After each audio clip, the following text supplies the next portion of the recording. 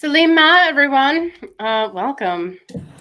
Today is, what is it, March 26th, it looks like. We are doing our new moon special today. The new moon is either the 29th or 30th, somewhere around there, depending on where you live on planet Earth. It's also, now I know we talked about Babylonian New Year last week, but technically, Babylonian New Year or even Mesopotamian New Year is going to be on the new moon closest to or just after the it's not the summer solstice. I don't know why I keep trying to say it. The spring equinox. I just really want it to be summertime, I think. Yeah, so I'm here with my co-host Niki of RebelutionAstrology. Website incoming. I believe. Yes, I believe. Yeah, it's coming. I promise. I swear. Those are they take time. No. They take time to cook. No, they don't. Not too much. No. Okay. They don't have No, I'm on top of it actually. I have a bio. Okay. A headshot. Ooh. I know, progress is being made, okay? Very exciting. Yeah, very exciting. It is exciting. Look up astrology. Happy Mercury Day. Is it Mercury Day? Hi, Abby. Hi, Niki. Lori here. Blessings and greetings, everyone. Yes. Hello, everyone. Hello. Pull that up. I gotta turn all the volumes. What is Mercury Day? Help me. It's like the best day to like. Like the weekday Mercury Day. Yeah. Like weekday. Like 4th of July. It's like one day a year, but you're talking about. Yeah, that's what Fryer was telling us. Wednesday. Yeah. Our live stream, we're doing it on Mercury hour and a day. So I guess yay. I didn't know that we were doing that, but yeah, it works out, eh? Today, Niki is going to rant, I suspect, about Neptune not being in Pisces or Aries. Wait, right? Okay. Yeah. You're totally like you reminded me of it. Yeah. Yeah. It needs to be said because I looked it up too, and it's. Well, I'm just going to say, I've been working on a project, okay? I'm not going to say what the project is just now, but I've been working on it. And it's required me to do a lot of research into what's going on in astrology these days. Okay, well, we'll say that. And it's embarrassing for me to read all of these blog articles and see all of these professional websites and like really high level people who paid thousands of dollars to get their astrology education, and you guys don't know where the planets are. It's so frustrating. So that's when you mentioned the thing about Mercury the other day and having looking it up. It was cracking me up because I was feeling you. I'm 100% on board. It's so I have secondhand embarrassment for these people. Do they really not know? I don't know if they don't. I just think they don't care. Now I'm giving people props for making videos. I mean, even the lady who thought that the sun and Pluto conjunct every 200 and something years made a video, and I haven't been making my own videos.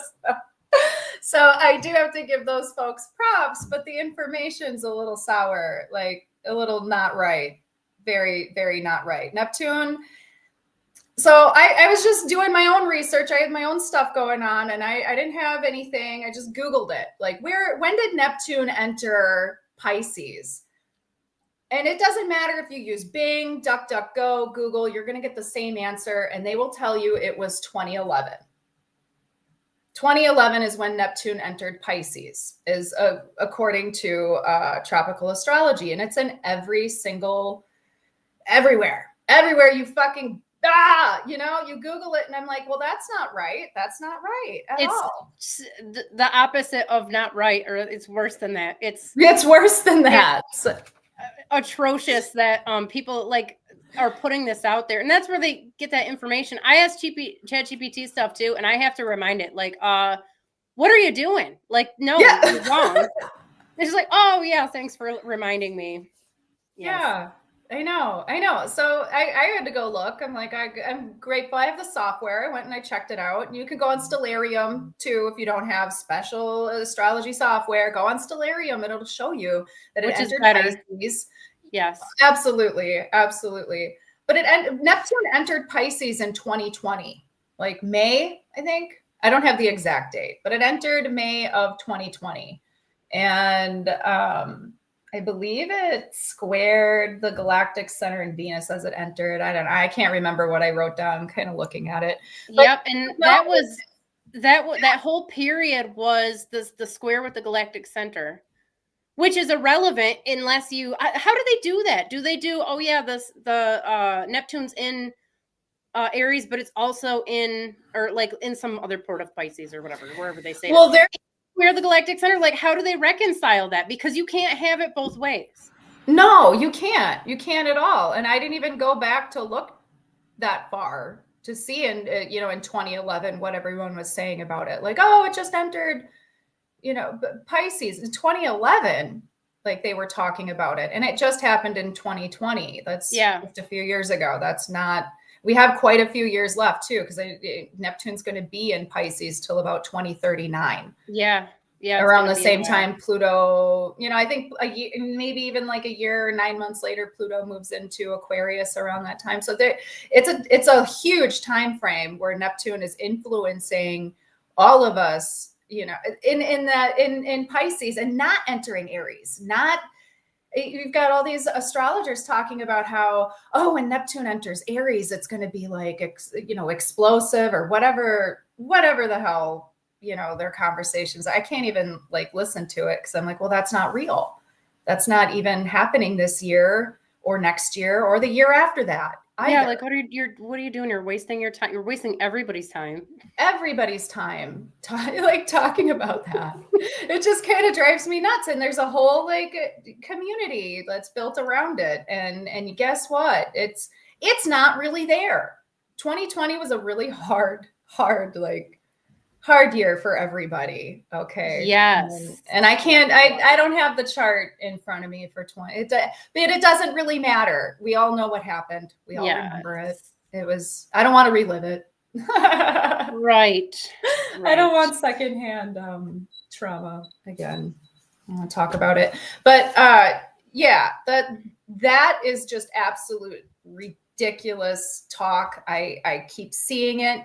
It's on YouTube. It's everywhere. And I'm here to tell you guys, Neptune is not at the edge of Pisces. No, I'll show you where it's at. Yeah. I don't know why I wasn't showing everybody before. I can definitely show them. Well, no, we were just talking about it, Neptune has a lot of different, functions. It's an outer planet, slow mover. Definitely isn't an energy you're going to see or appear or right. Totally yes, exactly. blast you in the face like, hey, I'm Neptune. I mean, I've seen it described as oh my God, I really loved the way it was described. It's like a range of mountains often hidden in the mist. You don't know it's there until like right. Kind of like, it's I like that. But I couldn't see it. I like that. Yeah. I mean, we could make the case for, 2020, 2019, right around, that time. Yeah. It was definitely around that time. But this is where it's at. What is today? Today is the 26th. Yep. So it's right here. This weekend, it's going to be perfectly conjunct with Mercury, right at the time of the eclipse. So that'll be fun. Yeah, Venus will be with Saturn. Yep. And they're both retrograde. So when we talk about retrograde planets, oh wow, oh my God, I'm not going to be gaslit into believing all of these retrograde things happen because other people say so. But then I've been totally experiencing them. So okay, yeah, they definitely do happen to people, but. What are you missing? Like what is the message that you have not that you haven't been receiving, but you haven't been like you're getting the hints and you're maybe not following, the direction from the cosmos, or is there one that you can recognize? Yeah. Well, when it comes to Oh my God, Venus and Mercury. I mean, it's definitely just asking us to kind of, these are functions we use, like our thoughts, our values, everything we love and think about. Like these are things we carry around with us every single day. And when they're in retrograde, everything is in retrospect. So we're kind of revisiting, reevaluating, looking at all of those things again. And so if you're not on track with that, the universe is always moving in a spiral, okay? And things circle back around again and again. And I think that's what that's really about when we look at those retrograde planets, and they're like things that have come up for us and have been important to us. We revisit that. And if we don't like revisit it, the universe is going to put it right in front of our face and like, hey, remember this? You're going to have to deal with this now. I guess it depends on where everything is in your chart, obviously. That makes a huge difference. It makes it more important because they're around these heavier hitters, these heavy bodies like Saturn is, or the structure of our lives, of ourselves and how we operate and, how we, work and take on responsibility. And Pisces, I've felt it be a lot more flexible. I've felt it shift a lot more towards the spiritual. I'm seeing a lot more people softening up quite a bit, and becoming a lot more flexible and in their life path and their life choices and what they do for work and that's a really good point. Saturn in at least in the United States, I can't speak for everywhere, but I did notice Saturn in Aquarius, it was a lot pretty rigid. Some really rigid thought processes and whatnot. So I think you're right. It is a lot softer. I love Pisces. I mean, Pisces is, I don't know, people have been talking about Pisces being like the sign of endings, but I don't really feel like it's more like God, you said something. I had to write it down, and I loved what you said. And let me see if I can even find it. But it was awesome, and it just totally described it. And it was like this creative. Let's see. I write a lot of stuff down, but I don't always know where I put it. I don't always know where I put it. How it works. Yeah, God, I love it. It's probably right up at the top.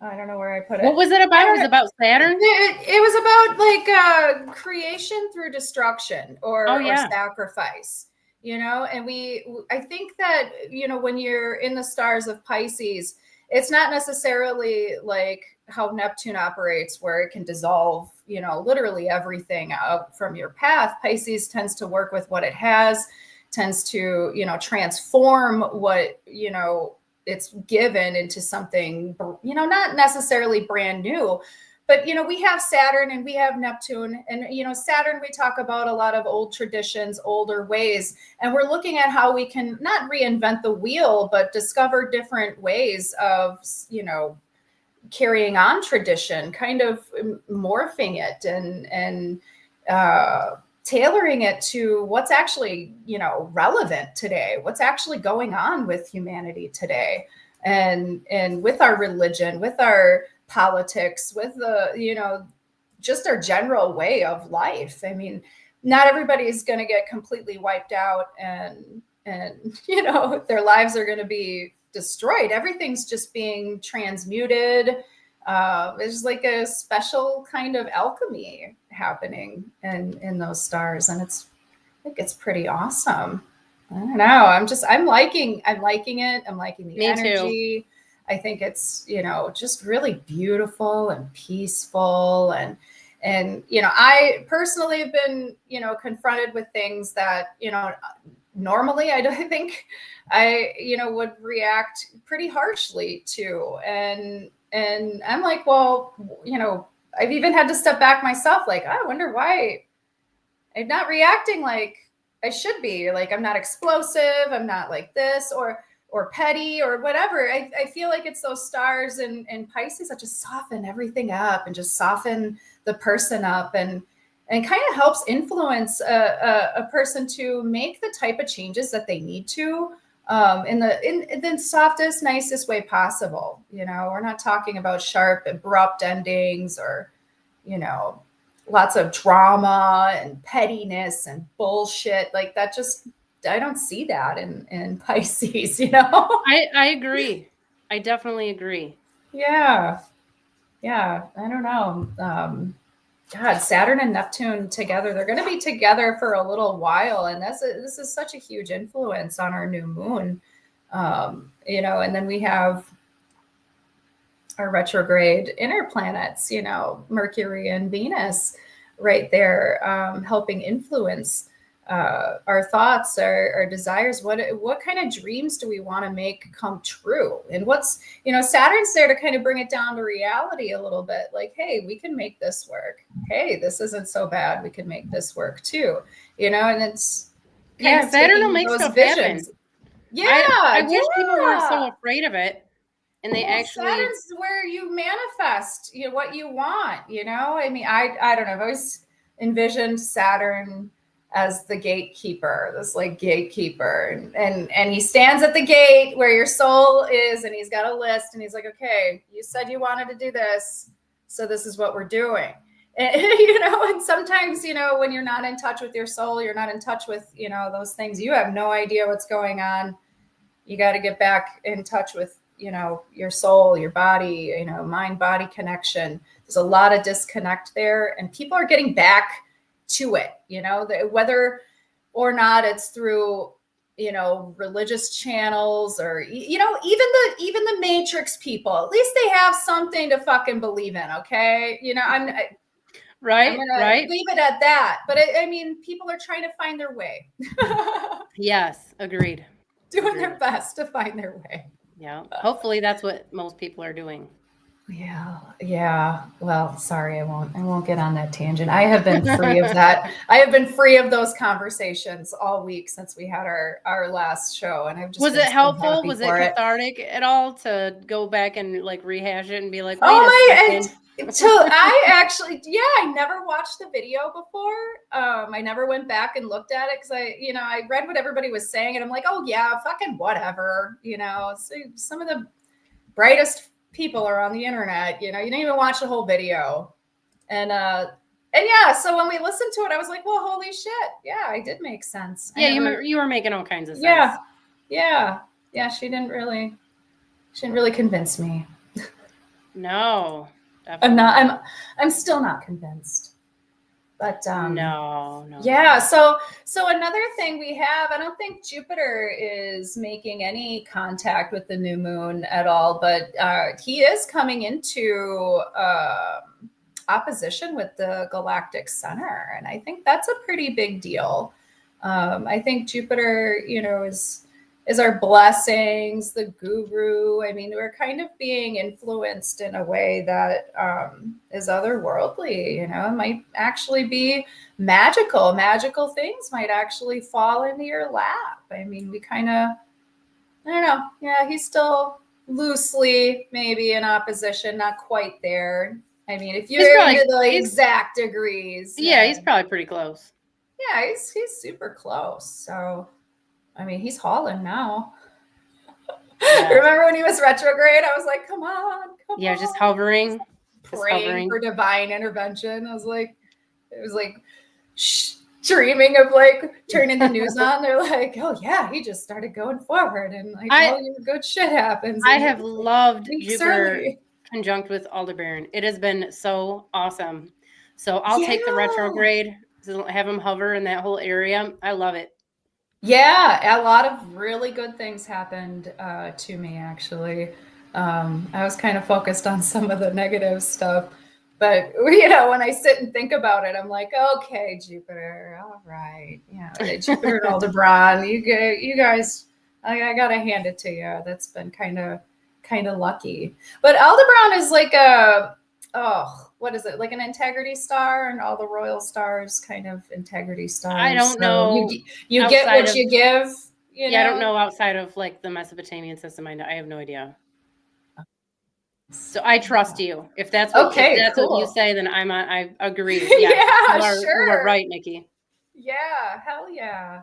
Oh, so anyway, though, with Jupiter being there right across from the galactic center, we still have Mars and Uranus in contact. They're forming a nice sextile yod to the galactic center as well. So we have that Uranus energy in Taurus where he's having, God, I mean, I don't see Uranus as like, hey, guess what? I'm here and I'm just going to explode things. And he does. But it's more or less this urge to like recreate and to, urge to have something new, and when we talk about Taurus, we talk about like the material, the skills. There's a lot going on in Taurus. I mean, you can associate it with, food and, agriculture, all of that kind of stuff. So, Uranus is kind of that influence that says, hey, we need to do something new. We have to rework what we've got, and we can't rework it. We're just going to start brand new. And Mars being in Gemini, I mean, he's hitting the end of Gemini pretty soon. I mean, this has been a long retrograde for Mars, and he went direct a few weeks ago. So we have that Mars Uranus, being influenced by the galactic center. So what we desire and what we're, doing with our connections and, and how we are, piecing together all of the facts, all the bigger picture, it's all being influenced by the galactic center. It's almost as if it's just a fated time of, our lives to take hold of the reins and manifest something, awesome, something good, something better for your life. It's the stars, I feel like this time are all setting us up for success. I mean, me too. Yeah, good. Yeah. I'm glad you feel that way, because I just don't see this being super negative. I mean, well, we have Mars on Pollux, and he was supposed to be the twin that's, not the good twin.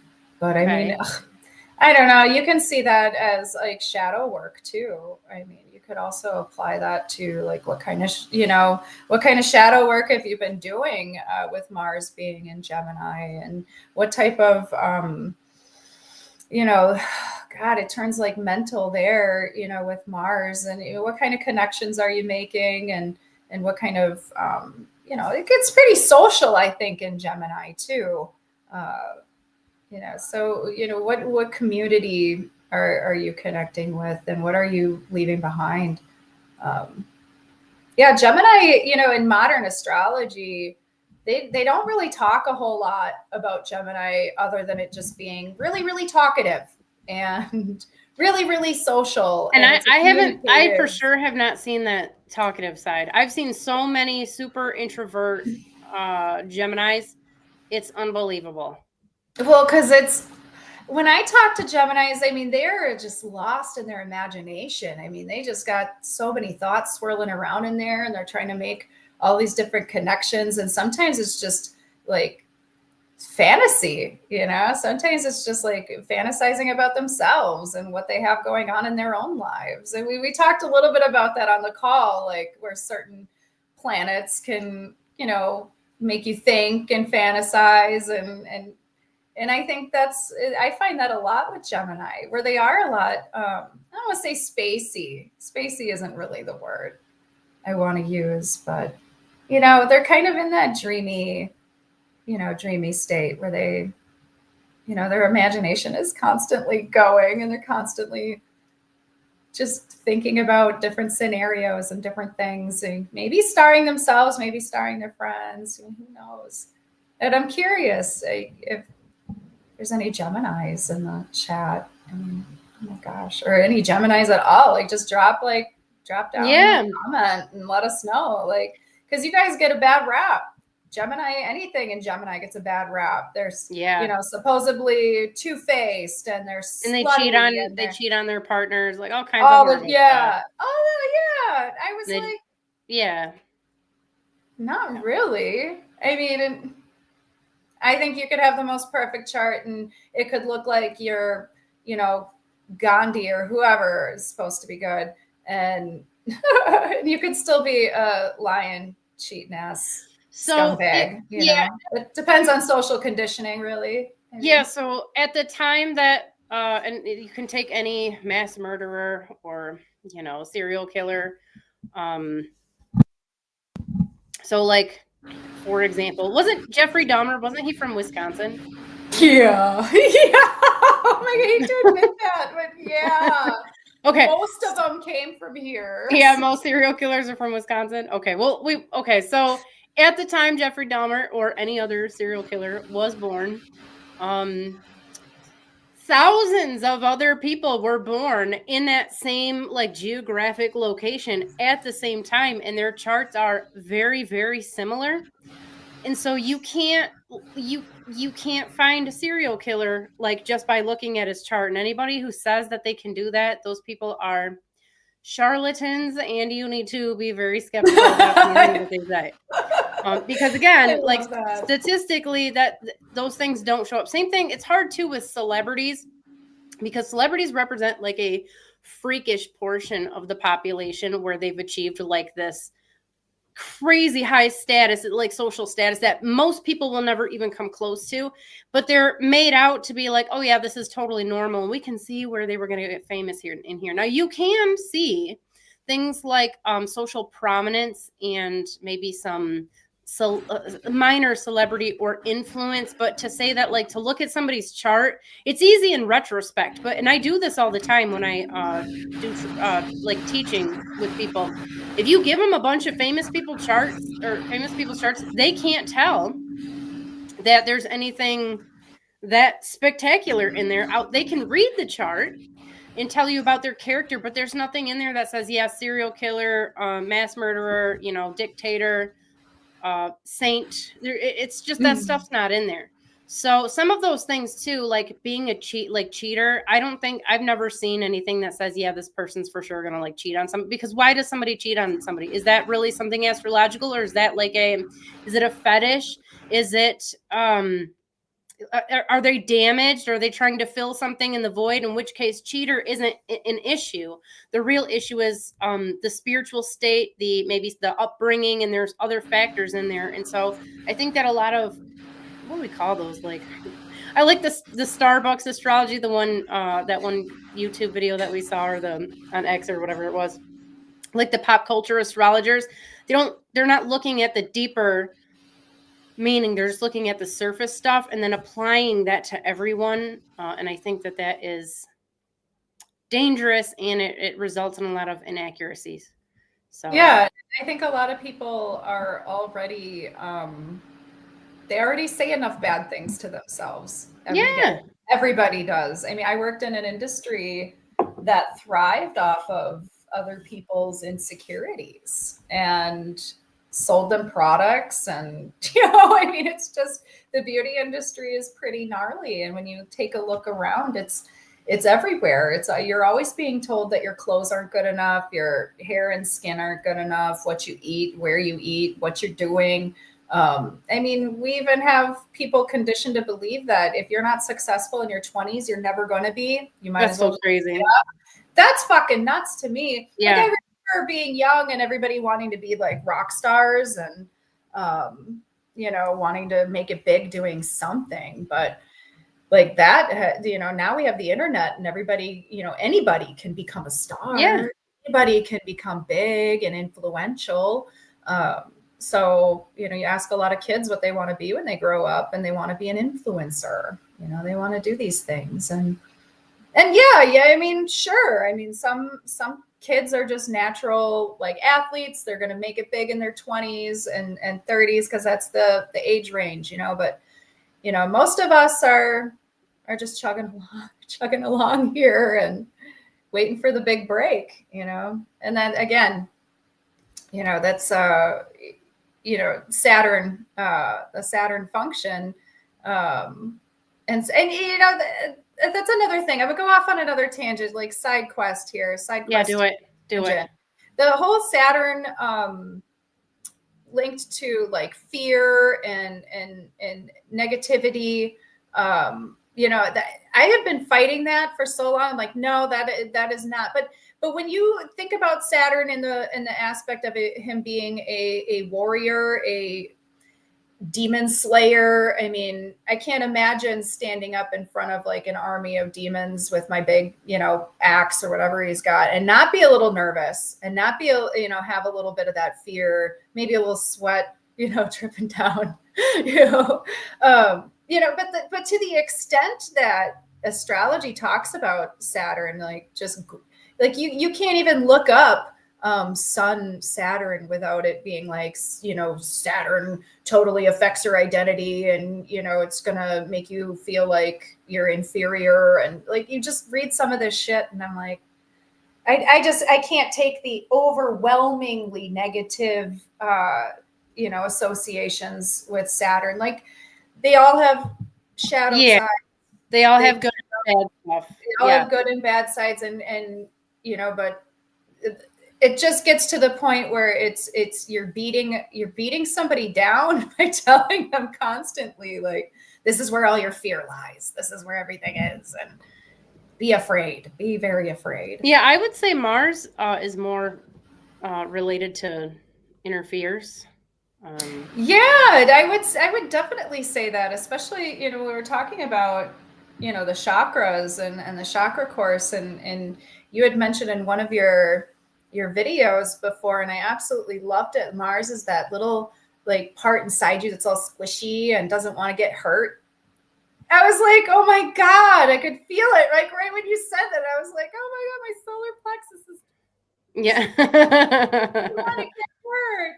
And that's so true. That is so true. I think we see a lot of that in myth too, in the mythological, like even the ancient mythological stories about Mars. Even when he hooked up with his consort, the chick in the underworld. I mean, he was scared as all hell. He was terrified. That was my favorite story, she sends somebody, he disrespects her, and so she comes back, tells her, I want this guy, I'm gonna fucking kill him. And he's like, he turns himself to a bald old man who's like old and scared and trying to hide. And then he gets down there, and it was nothing to be afraid of. There was nothing to be afraid of at all. And so, I mean, I think when we talk about fear, it's misdirected maybe a little bit. Yeah, definitely. That's my absolute favorite story. I really loved that one. Yeah, that's one of my favorites too. There's so many good ones. I know. There are so many good ones. I love myth. Yeah. Sorry, I went off, and I don't remember what I was talking about at all. No, you were doing everything perfectly right. Okay, so I got to ask you. I talked about this ad nauseum yesterday, so I'm not going to rehash it. Anybody wants to see? It was a quick video, like 20 minutes, if you want to see what I did yesterday. But I'd like to get your take on what you think, and we've kind of already touched on this before. What do you think is going to happen here with this? The new moon, the eclipse, and everything happening right there in the western fish of Pisces this weekend. Like, what do you think the long-term effects are, if any? Well, long-term effects, well, I mean, when we talk about the new moon, it's like seed planting time. It's the dark, it's supposed to be like the darkest time, and it's where we kind of are manifesting. And like I had said before, in Pisces, I mean, we can dream up all sorts of different things, being influenced too by Saturn, our work and our spiritual path with Neptune.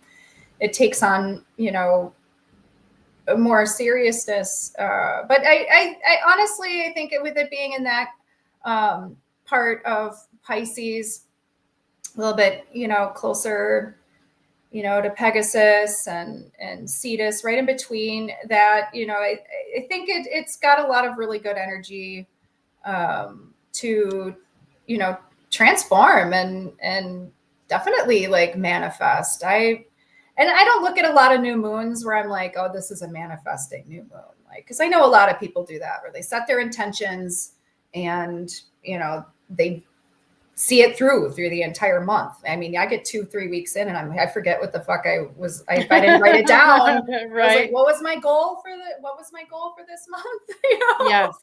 Like I get like that.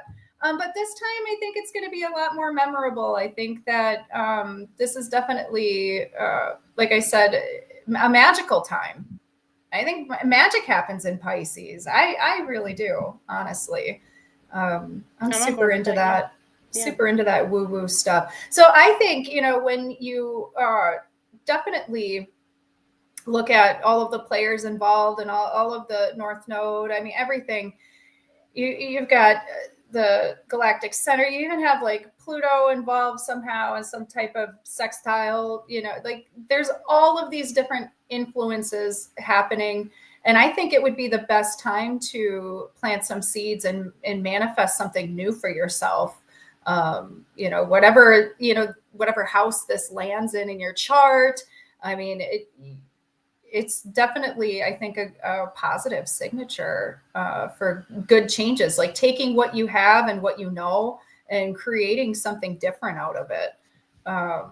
You know, these stars don't just end things, you know, it's not like these abrupt endings. It's more like creative, you know, alchemies, creative transformation, like taking the energies and pushing it and moving it and becoming a lot more fluid and oh God, less rigid and more adaptable. So. Yeah, if you observe the sky, there are no endings. I'm not talking about the mythology. I'm talking about strictly observationally. These things have been circling the sun for who knows for sure, but, you know, rough estimate, like 5 billion years. The stars that we're seeing, I mean, some of they're all different distances and, you know, but like this idea that there's an end point to the zodiac, I think is erroneous.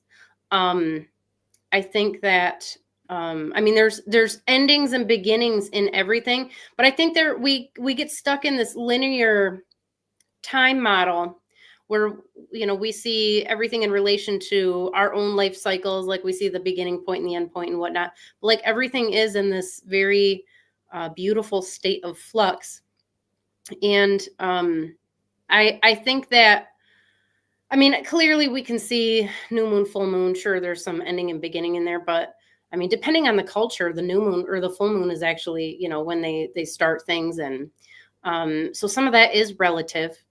But yeah, I think just generally speaking, though, the Pisces energy is very fluid, and like you said before, I don't really see any big endings here. They're like, you know, something's coming to a close. It's just, you know, there are different shifts moving from one stage to the next. And again, how that affects the individual is going to be different. I think that though, all of that said, this is a very significant weekend. And like I said yesterday, I think that this is something where, and anybody who does manifestation work out there will understand, or like deep spiritual work, the change, it's easy to create the change on the spiritual level. Waiting for the material world to catch up takes, you know, some time. It's depending on how much mass, how much matter we're moving. It can take a little bit longer. But this positioning up here, I really see this as a bigger transition for the world at large. And I think we've been seeing it over the last few months, and it will continue to see it in the coming months. That has far-reaching effects. I think it's a bigger transition that is moving things towards more peace. And I don't want to say stability, because that can be stagnation, but definitely shifting the mindsets and the energies and the spiritual states of most people, okay? And I say most people, I'm talking about 8 billion people. Not everybody's going to feel it. Some people are going to reject it, move in the, run in the opposite direction. Absolutely. That's just how things work. But overall, I think that this is a much bigger shift that we're seeing. Well, yeah, we do talk sometimes about Pisces being a set of stars that likes to escape, reality, and there are some sensitivities, and can be sensitivity issues in Pisces. So I mean, yeah, do you want to go run in the other direction and hide and escape from your responsibilities? There's definitely a shadow side to it. I mean, it's not going to be a good time for everybody, obviously, because it is quite sensitive. It is quite a sensitive little spot. It is very psychic. That's one of the modern associations that I think holds true. Yeah, and I think a lot of with Mars being in Gemini, it becomes a lot more. You feel it a lot more in your body. You feel it a lot more in your soul too. I mean, because Mars is moving into opposition with Pluto again, and we could save that for next week. But that's a really interesting opposition, because in tropical astrology, you're not going to see Mars in Gemini in opposition with Pluto in Capricorn. You don't get that in tropical astrology, a Gemini Capricorn opposition. Not at all. They don't talk about it. It never happened. I don't understand. I just don't understand it either. So, I did write some stuff down for that, but I'm not ready to dive into it. Don't worry about it. But yeah, that's another thing that, that's why that's what makes our astrology practice so unique, is that, you have these uneven constellations. Nothing is exactly in order. And, it depends on, how you want to use your house system is whatever. You can still pull a lot of the same information out. But those oppositions are incredible and dynamic. And it's big difference between what's happening in Cancer versus what's happening in Gemini, So I'm excited to talk about that. So I think I think that's what makes the astrology we do really special, because you're not going to see that in mainstream. They're not going to teach it. They're not going to talk about it. Everything's an even 30 degrees, and that's the way we live. That's it. That's stern, and even the constellations. It's just so weird to me. That's just so weird to me, because you can see it for yourself on the map. Like, you can see it, and you can download apps and hold it up to the sky and see exactly where everything is. And why would you want to do it any other way? So like, for the tropical astrologers out there who know that they're using something else and they're justifying it, saying, oh, this is your ego, and the sidereal one's like your internal. Why would you just not want to actually look at it from the real placement? Exactly. What's aligning with your soul? Like, I'm sorry, but that's this word on the street is that one is your I don't know. I don't even know what the hell they're saying it is, but it's based on the seasons. So this is your seasonal life. Like, that doesn't make any sense. Fuck that. I don't want that. I want to know what my soul does. I need soul work here. It's not based on the seasons. The sun, sidereal astrology is based on the seasons. I can't hear you. Yeah. Oh, wait, there you are. I can hear you. Sorry. I was trying to breathe and drink coffee. Oh, I couldn't see either. I can only see the delayed replay on the other side, so I didn't know you were drinking. Yeah, it's bizarre. I don't understand it. Well, yeah, because the seasons, they just say it's based on these seasons, but it's just some arbitrary point in the sky. They're like, oh, Aries started, but that's not true. It's not. It has not been based on the seasons for over 2,500 years. That's the thing. Like, if you want to say, yeah, it's a seasonal thing, I think what they're talking about is it's based on the equinoxes. It has nothing to do with the seasons. It's based on the equinoxes. And that year, Okay, so if you guys don't know, I'm sure if you're watching this right now, you understand this. You've probably heard this before. But sidereal astrology uses the fixed stars to determine where a planet is. Okay, so right now on this day, the sun is in whatever degrees of Pisces. 1 year from now, it's going to be in the same spot, right? But the tropical zodiac or the tropical astrology is based on the actual time of the vernal point and the date of the vernal point. The problem with this is that year, the tropical year, based on, this is the Earth right here. If you haven't figured it out, this is what my hand's doing. It's the Earth tilting back and forth. That year is 20 minutes shorter than the sidereal year, which is based on the fixed stars. So over a long span of time, that difference, that 20 minutes adds up, and then you end up just getting, farther and farther apart. So that whole it's based on the seasons is total nonsense. I don't know if they heard that somewhere and they're just parroting it, hoping that it sticks and it makes sense, but it doesn't have anything to do with the sidereal astrology. Is far more seasonal because it's actually looking at, like, if it's, what is it now for the northern hemisphere, it's just turned spring for most people, right? So this is our spring constellation is Pisces. It's definitely not Aries. It is not Aries season. The sun did not enter Aries at all. It's still sitting in Pisces. I think it's supposed to be tropical Aries season. I don't know. I think I try not to even look or follow it, but I just can't. I was thinking about and escape it. I'm a huge into geopolitics, and like, you guys probably wouldn't know what to look at me, but that's like if I have free time and I need to turn my brain off because I've done too much research, I'll go and listen to political commentary.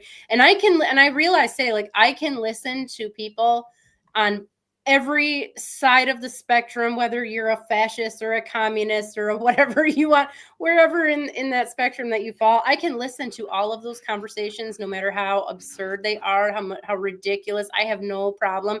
And I'll sit there and listen to it and digest it and be like, I'm trying to see other people's points of view. But I realized this week that I cannot do that with tropical astrologers. As soon as I hear them, I'm like, I just get so frustrated. Like, what are you guys doing? This is just science. It's astronomy.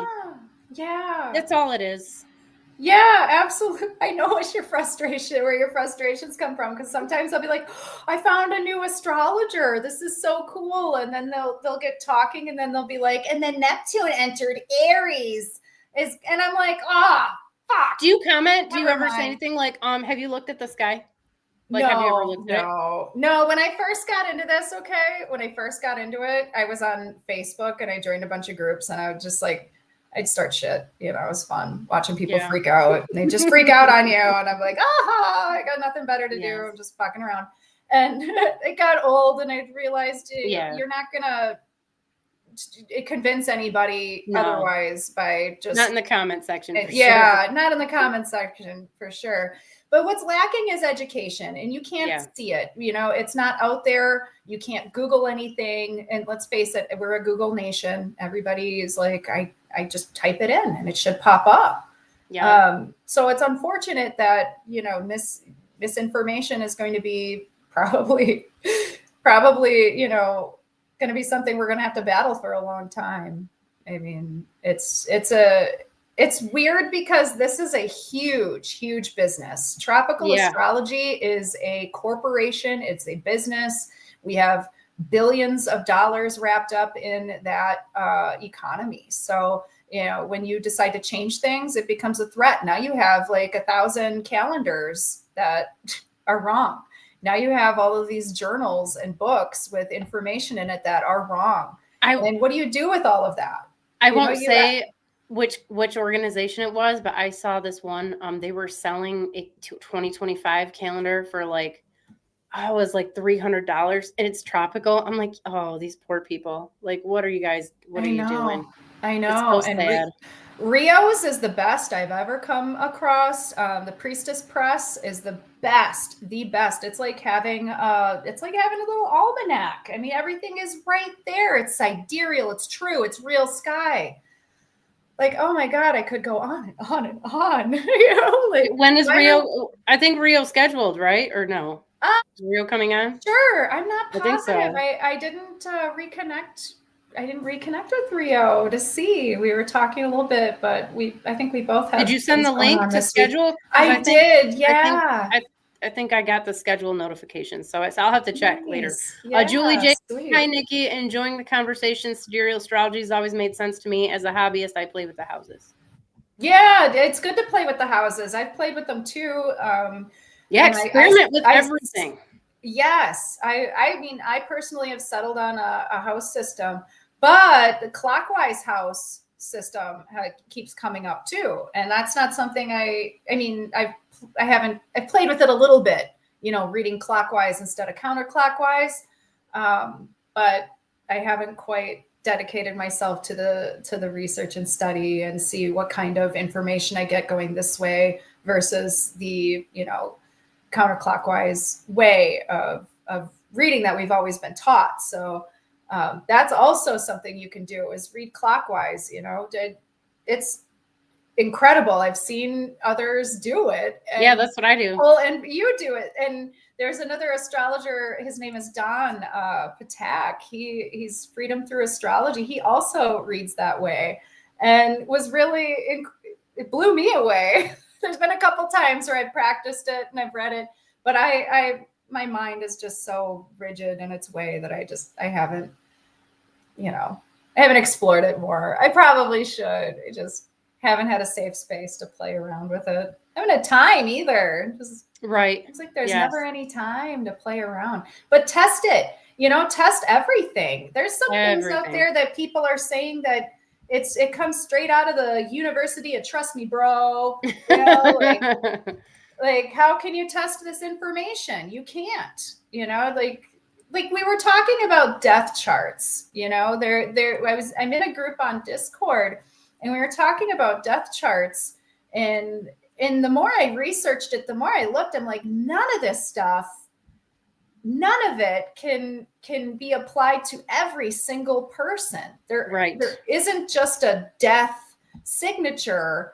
Were they looking in retrospect? Were they like reading charts that had already occurred? No. It was well, yeah. It was just hey, I'm curious about this from an evolutionary perspective. What do they say about this? And it was really cool story about a woman who was super awesome, super spiritual, but like when she died, they buried her in a big mushroom like casket. So it was pretty cool, actually. Okay. So I wanted to look it up. I looked to see like what was going on, you know, the day she was born, the day she died. And, you know, I had read personally that Saturn squares were something that you looked out for, you know, when it comes to death and predicting death. And for the life of me, I couldn't remember where I read it, but I think I read it in here, the lunar nodes. It was like Judith Hill has like a little excerpt in here about it. And she does tropical astrology, but she's more of a medical astrologer. Okay. She's somebody I've watched and I absolutely respect her work. She is just incredibly spiritual and tuned, really likes to focus more on like the medical side of astrology and energy and stuff like that. There are plenty of tropical astrologers that teach that are absolutely incredible. I hate to discount their teaching and their work because they just are absolutely fucking incredible people. You know, I'm not cutting them down. Right. I just hate tropical.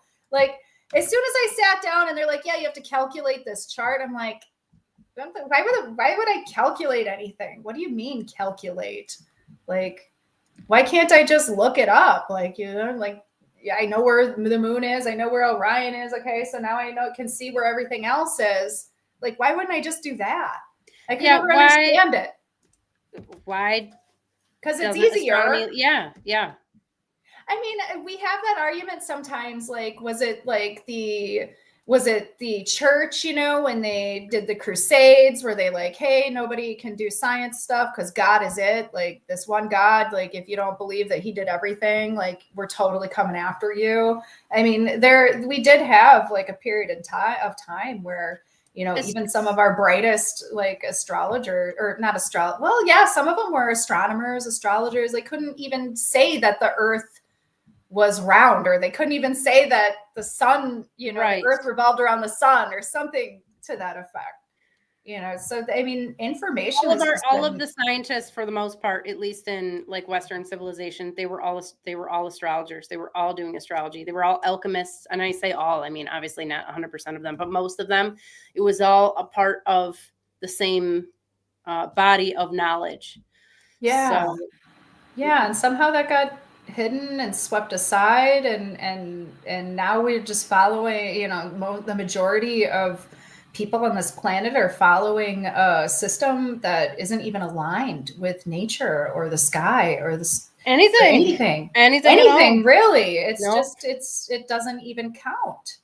And I don't want to get a reading from somebody where it's only half true, you know. And I was telling you, and I'll find the book.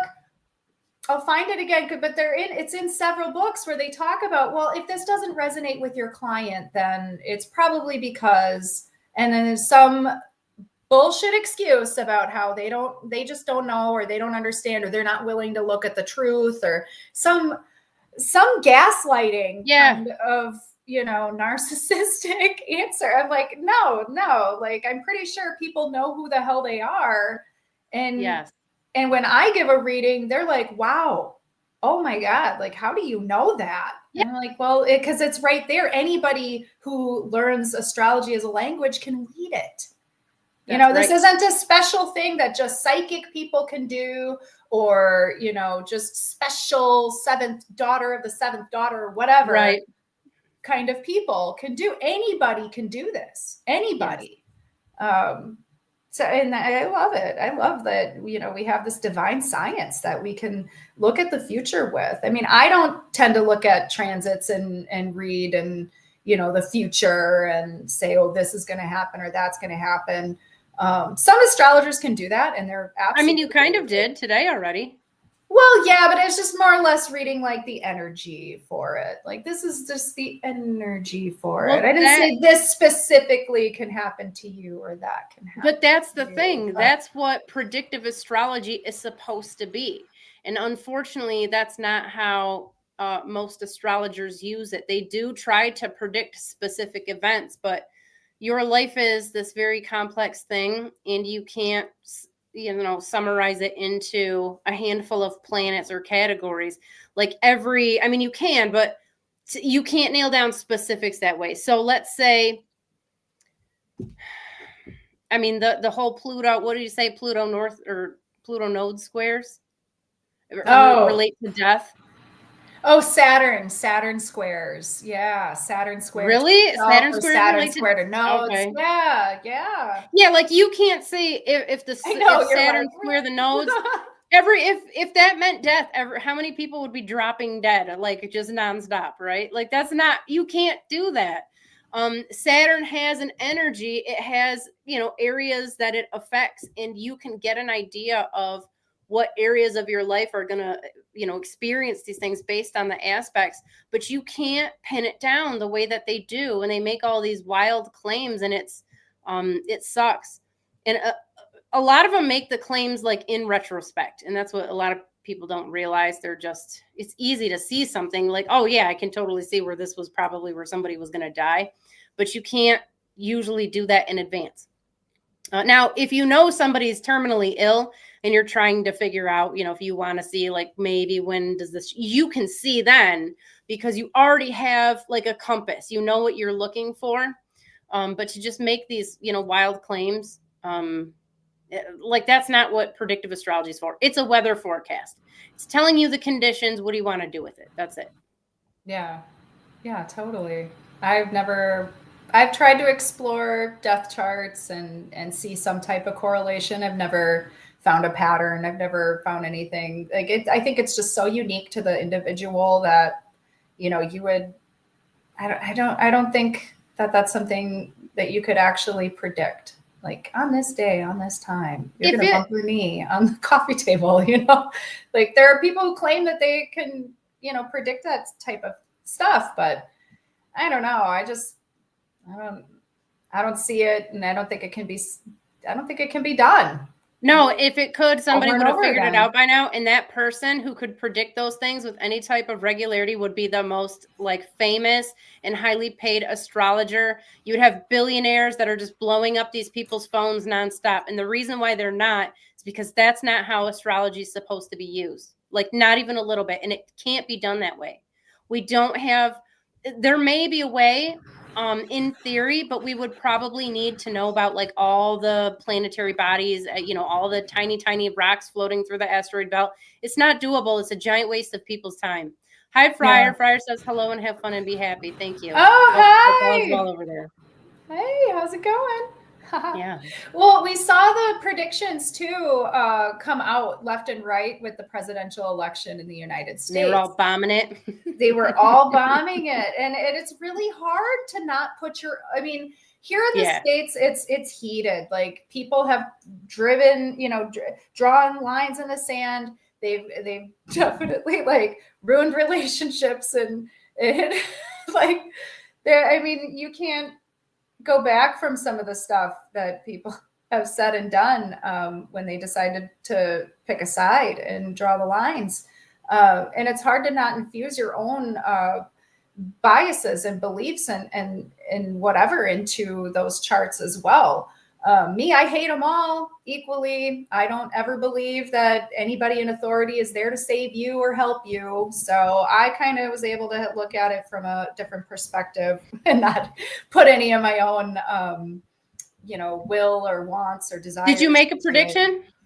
Well, I just saw at the end, it was the Jupiter Saturn square. And I was like, okay, everybody's going to want what you know, what they used to have, you know, I just kind of, okay. That's where my mind took me. I was like, okay, so we're just going to do what we did before. And then I just knew Trump was going to get in. Okay. And where his north node is, it's really close to Betelgeuse. And that's a really successful star. It's like a success signature star. So, yeah, I mean, whether you like the guy or not, he's definitely got luck on his side. There's definitely something going on, you know, for that gentleman there.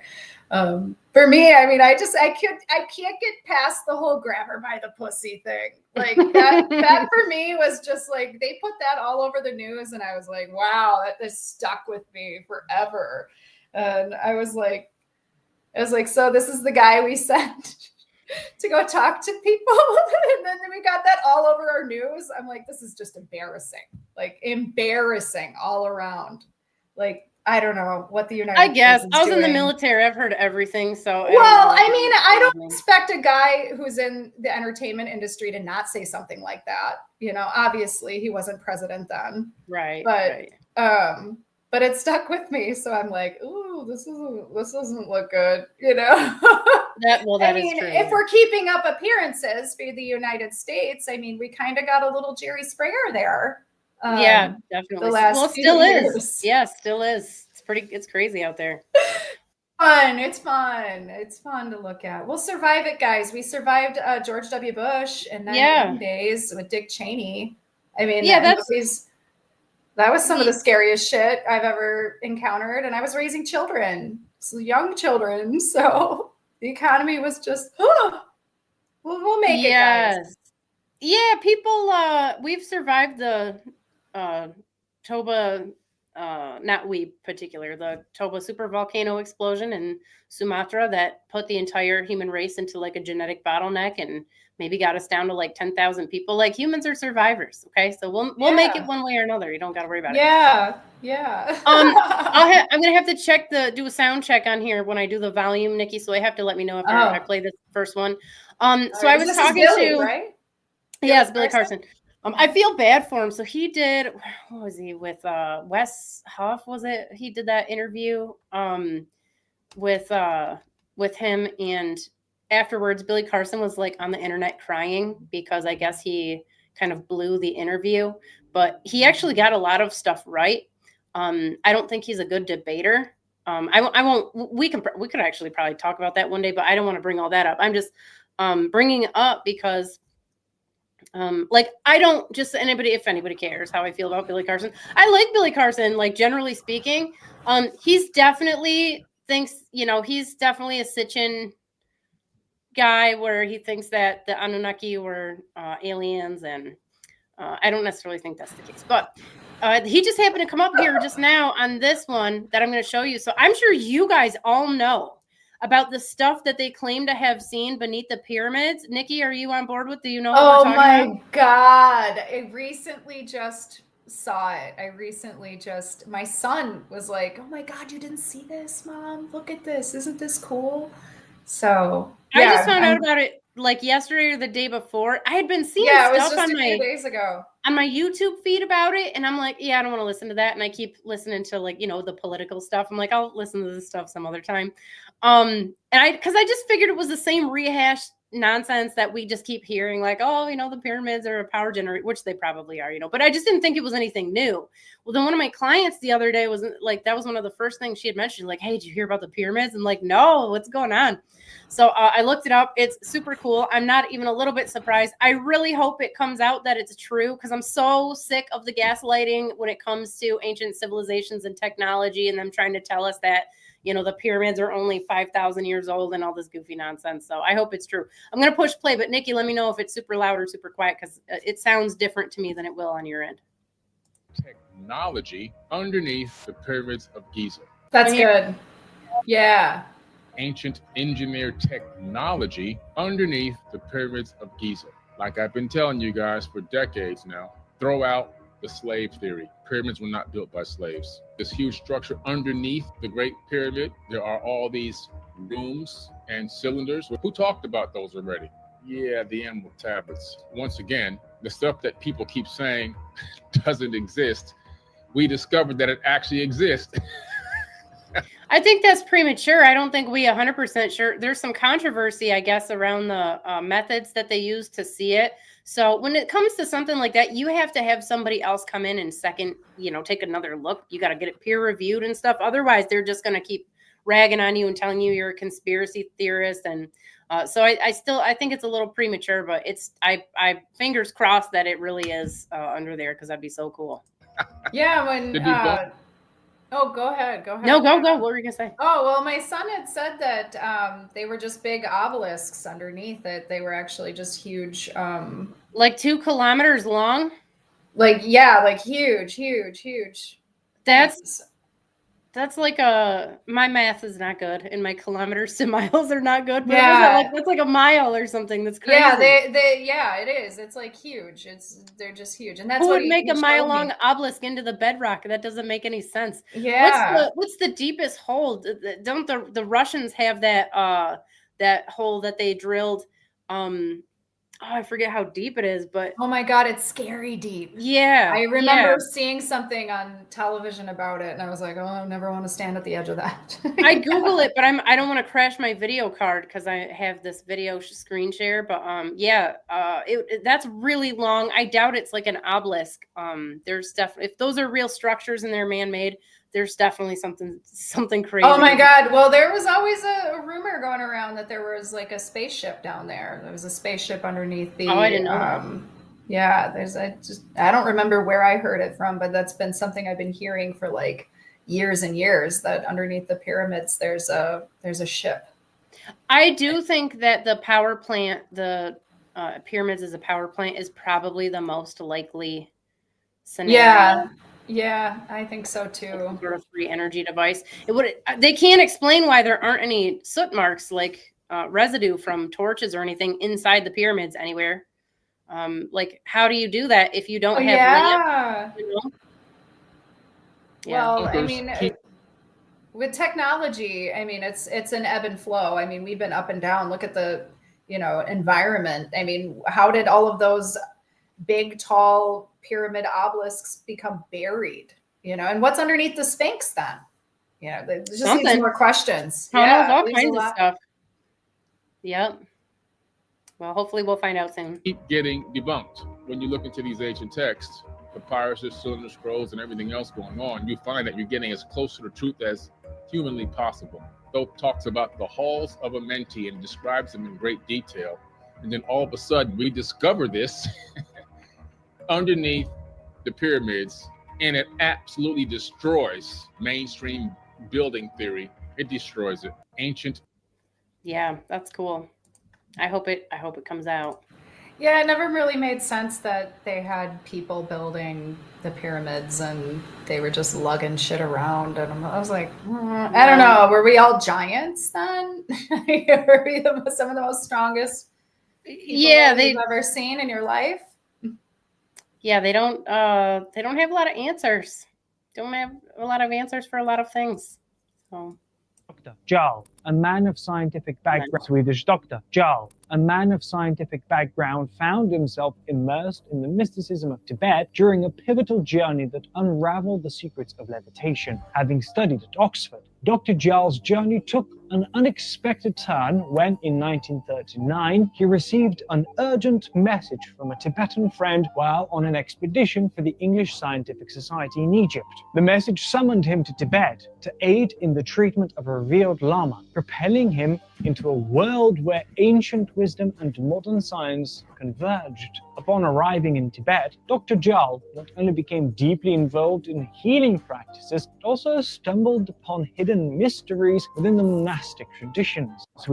Why'd you make me watch that? You didn't tell me anything cool. You just like clipped your video and then like yeah, I was waiting for the for it. punchline. Yeah, Like, it's coming. It's not coming.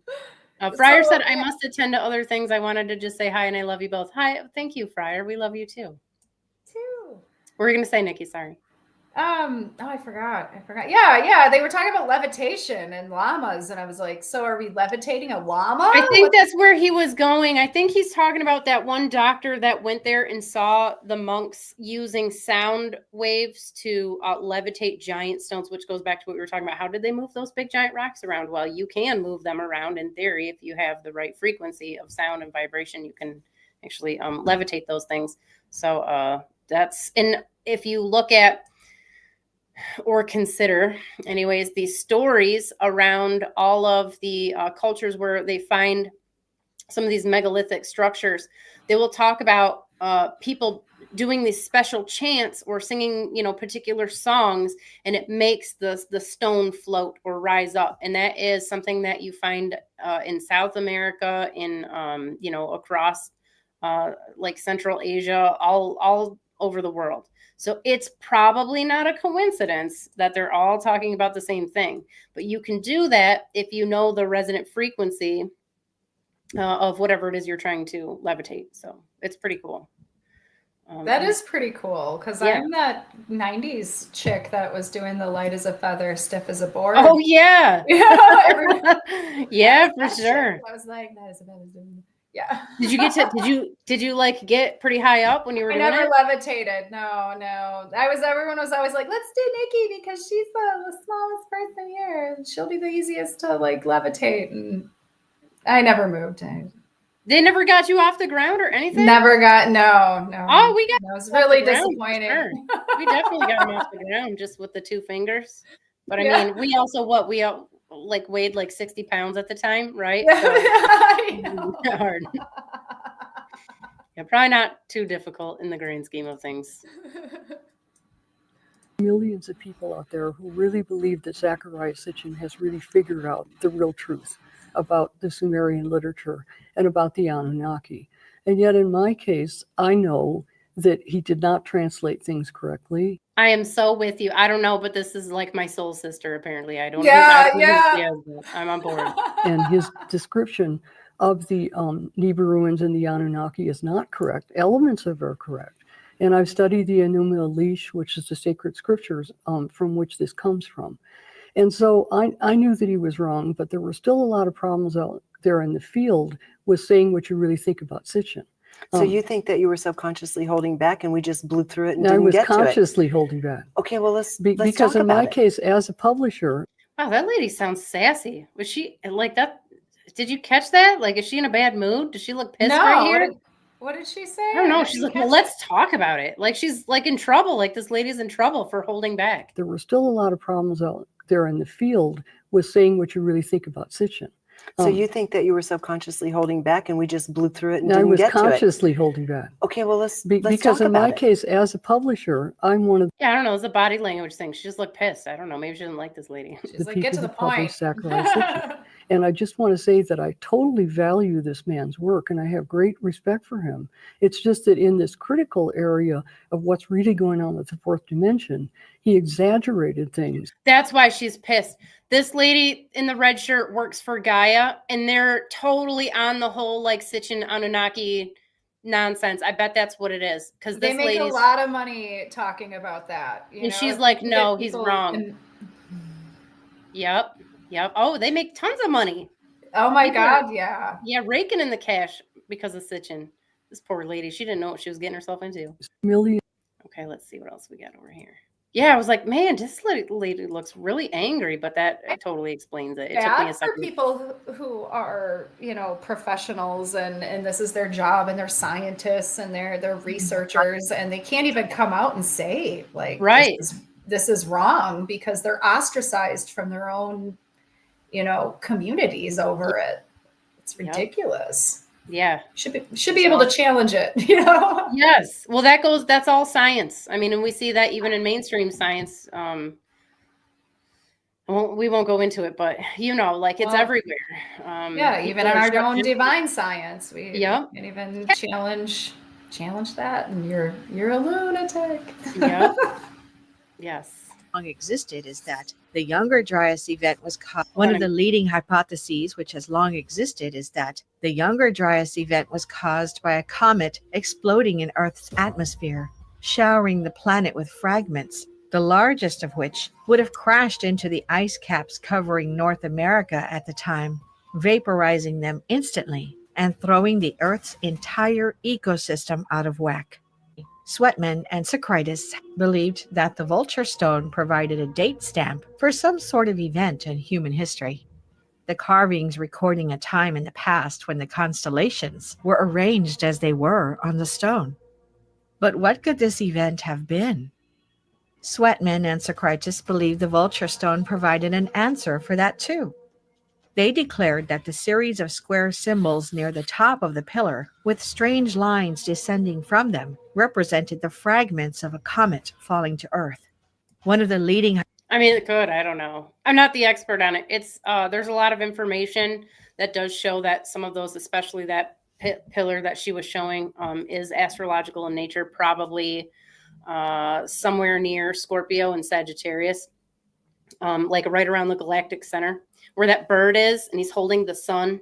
It's probably like representing the sun in, or he's holding a ball, but it's probably the sun between those two constellations. So yes. Oh, it's my favorite guy. Hold on, let's see. Where is he?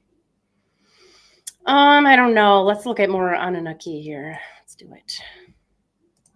We come to Earth. We are not. Oh my God, I almost sent this to you. I think it's like I have something like this sitting in my camera roll. I'm like, I gotta send this to Abby because this is such bullshit. Yeah. This looks like it too. Yes. Niki, and why did we come to Earth? We are not just gods of myth. We are beings from Nibiru, a distant planet. Okay, hold on. Nibiru is not a planet. It's not the planet X. It's likely a epithet for Jupiter, but they also use it in context that sounds like maybe they're representing possibly the cardinal points, possibly the ecliptic. It's very, there's not a lot of attestations of the word Nibiru even showing up in the literature. So for them to say that it's some other planet is definitely not the case. Now, they make it very clear at one point, they specifically state that Nibiru is Marduk, or the planet of Marduk. And what, so in Mesopotamia, like the planets were these gods. in which case it's just Jupiter. It's just the name for Jupiter. So this is like one of Sitchin's whole thing. The 12th planet is Nibiru, supposedly, and that's where the Anunnaki come from. But there's nothing in the text that would even remotely sounds like that's what's happening. With a long elliptical orbit around your sun. Our planet's atmosphere was deteriorating, and we needed gold to repair it. That is just some made up bullshit. I don't know how we got that, but that's what Ola was talking about. And that's what those two dudes that me and Fryer had on the one day, that's what they were talking about. The mining the gold. It's really just a metaphor for mining the gold in your aura or the light. Ola said that too, if I'm not mistaken. And I could probably dig it out. Nobody really cares. But this whole idea of them, like the Anunnaki, this comes from Sitchin, and these people don't know where this idea came from. It comes from Sitchin, and he didn't speak Sumerian. Me and my fellow Sumerologist over there agree on that point. Gold's unique properties. Pretty much every Sumerologist agrees on that point. These are essential for stabilizing our environment. We arrived on Earth and discovered early hominids. Using our advanced technology, we combined our DNA with theirs to create a new species. That could have happened at some point. I can't, say that it didn't. I don't have any proof either way. But neither does he. And the Anunnaki definitely don't say anything about that. They made people out of clay. They didn't make them out of, they pinch off clay. And in some stories, like they breathe the life force into them, but it doesn't say that they like took monkeys or whatever early hominids and turned them into people. Just it might say that in somebody else's myths, but not in the Sumerian literature. Homo sapiens. Our influence didn't end with creation. We guided early human civilizations, providing knowledge and shaping their development into advanced societies. Our mission was multifaceted, saving our planet and setting the stage for humanity's rise. The story of our impact on Earth is profound and ongoing. Want to uncover more about our mission and legacy? Subscribe and dive deep into the truth about the Anunnaki. I'm going to subscribe because I want to see what kind of crazy stuff that they say. I don't know. It kind of sounds like bullshit to me. I mean, let's just...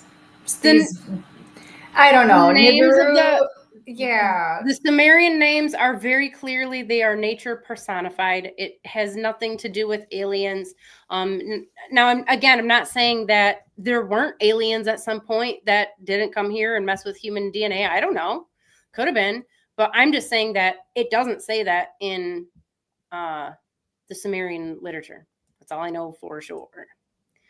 Let's see. That whole Nibiru thing, like people don't know that about it being Jupiter at all. I mean, I just was actually reading some esoteric stuff about Vulcan. Vulcan was supposed to be the planet for like Taurus or something like that, and was represented by Hephaestus in Greek mythology. And nobody knows where Vulcan is. They're like, oh yeah, it's out there. You just can't see it.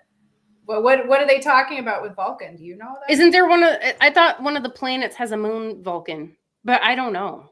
Oh, is it a moon that they're talking about? I don't know. I could never figure. Well, you can't rely on Google. I'll tell you. Maybe it's an asteroid. It could be. I don't know, but like when I look it up, somebody like I don't know. I read that it wasn't like nobody ever really found it. Nobody really knows what the hell Vulcan is supposed to be.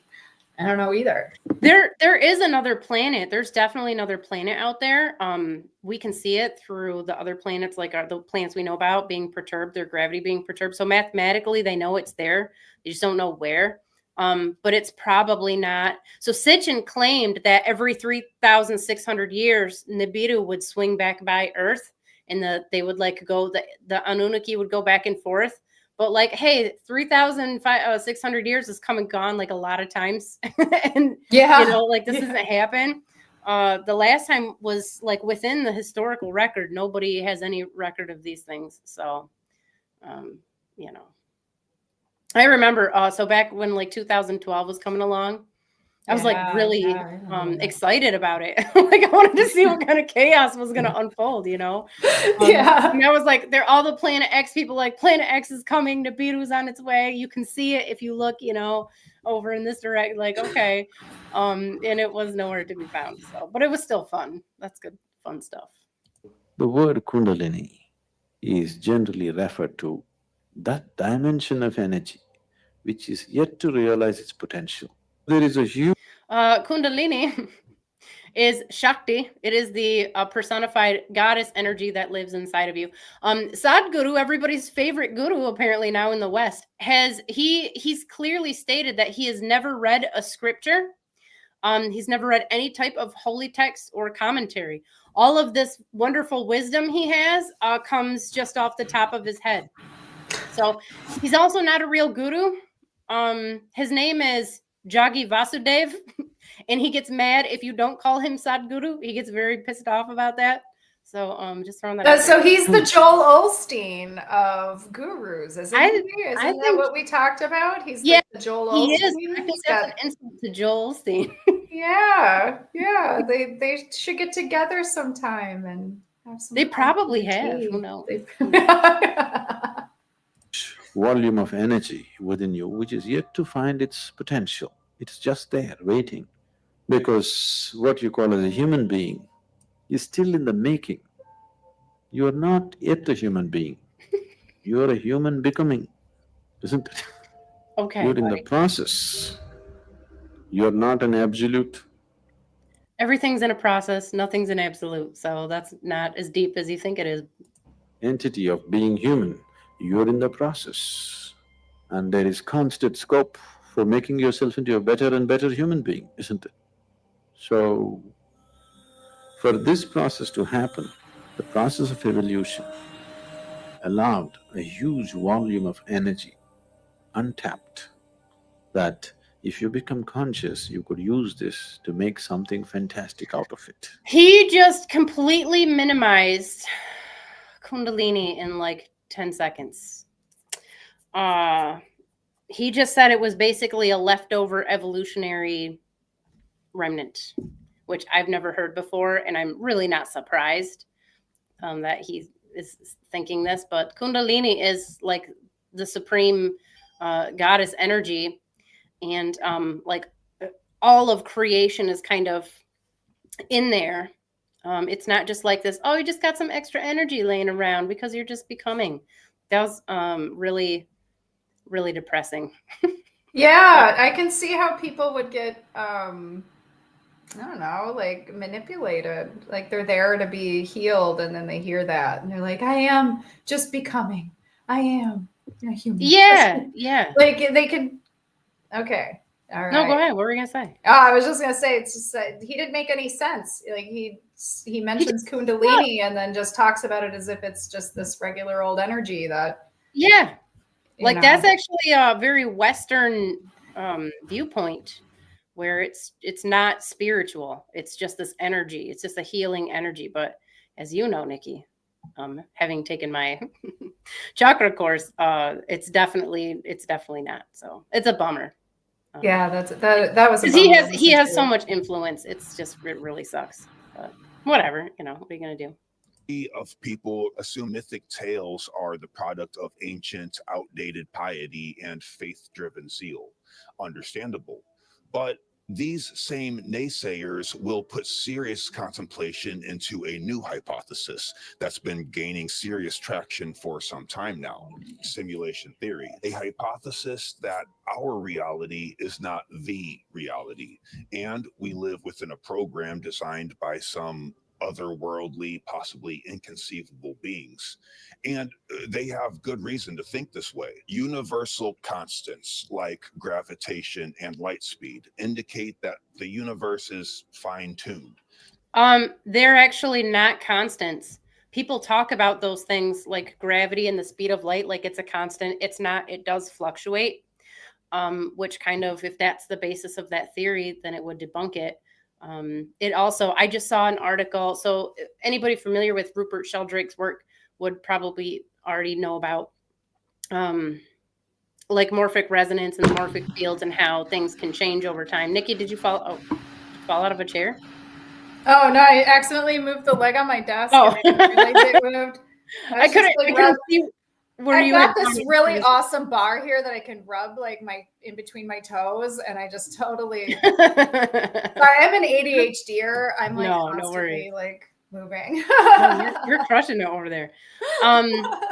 Yeah, but anyways, like I just saw this article a few weeks back, which means that the paper probably got published not that long ago, but it basically said that the universe is evolving, and like evolution or whatever they want to call it is happening much faster now, and they're seeing changes in how fast things like the principles in the fabric of reality are solidifying, and that basically proves that it's not a static state, that it's not, these things aren't actually constant, and that they can evolve much more rapidly. I don't mean evolution like animal evolution, although that may be too. I'm talking about like the fundamental properties of the universe. So, but it's very interesting. Quantum physics, like the double slit experiment measurement problem, hints that we project reality. Code seemingly written into our DNA and the fabric of space-time itself seems deliberate. The famous Planck length reveals so-called pixels that make up our illusory world. Those two, they don't actually see those. Those are all theoretical. So the Fibonacci sequence found in all living things, and which doesn't have to be evidence of the simulation. That's actually evidence of electromagnetic currents running through the cosmos. We could do like an entire show on this. I'm definitely not gonna, because it's way too sciencey, and I don't think that's necessarily the audience. But if anybody's interested, go to the Thunderbolts Project on YouTube, go to their website, subscribe to their newsletter. But basically these things, these are the same. If you look at, so they're called Birkeland currents. I forgot to put this in the course too, when we were talking about it. So a lot of people think that the two nadis wrapping around the central nadi in, like the energetic body, the subtle body, are representative of Shakti energy or Kundalini, or prana moving through. But it's actually like you see the same thing in the Birkeland current. So in these, it's an electrical current. So any type of electrical current, whether you're looking at what's coming out of the sun and interacting with the atmosphere, the upper atmosphere, or you're looking at like the current in a wire. So I don't know if you guys know out there, but electricity doesn't actually move through the conductor, like like if you have, metal, copper, or whatever you have, and you're running electricity through it. The electrons don't actually move through the metal. They move around it. And so what's happening, and they don't really 100% understand what's going on. Like they don't really know. But this is showing us the way that these spiral galaxies are moving. They want us to believe that there's these giant black holes in the middle of these galaxies, and it's like causing things to spin. But these images, all these shapes, are exactly what you would see if you could cut through an electrical current and look it up through the inside. You'd have the central nadi, basically, the sushumna, and then you have the two counter currents like running up along the middle. Now, it's like 9:30 at night here. I'm really dumb at this point. I was cleaning all day. No, you're making sense. I'm probably butchering it, but these images that he's showing, they demonstrate. So like if there is a current coming, let's say you have this electrical current coming from the sun, and we know that we do because it's like constantly, like that's a part of solar energy. If it comes down and it's already twisting, because all of these electrical currents are twisting, that's just how they operate. You can see how they would create storms, or they would cause like this like this twisting within the DNA or the matter or whatever as it's being created, and you start to get these patterns. But these spiral patterns are everywhere, and they are directly representative of these Birkeland currents. You guys definitely go check it out. Okay.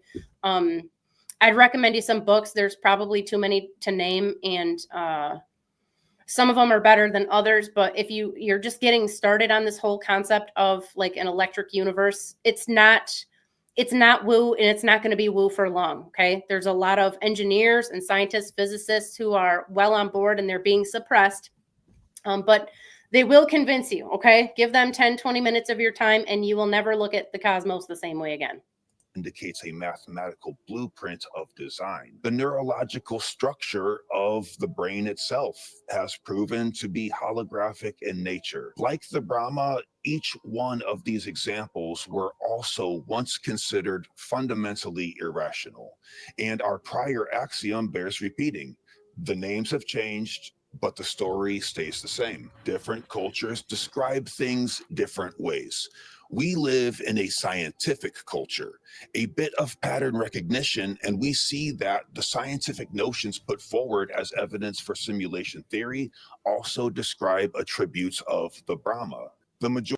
Yeah, we could live in a simulation. I don't want to discount that. That is possible. But some of the things that he was using to, make that case are easy to debunk. Yeah, that's kind of like, this is what I believe. This is the information I took, and I made up a story about it. Yeah. I mean, we have mystics from like forever ago that say we could be living in 10 different lives right now at the same time, in different dimensions. I mean, we don't know. And, I don't know if we would ever figure it out. You were talking about the electrical stream though. And I have to say, it did remind me of Ghostbusters. How they're using electricity. Kind of. Yep. Other like electric entities, and they kind of already cracked the code on that. Ghostbusters did. Don't cross the streams. Don't cross.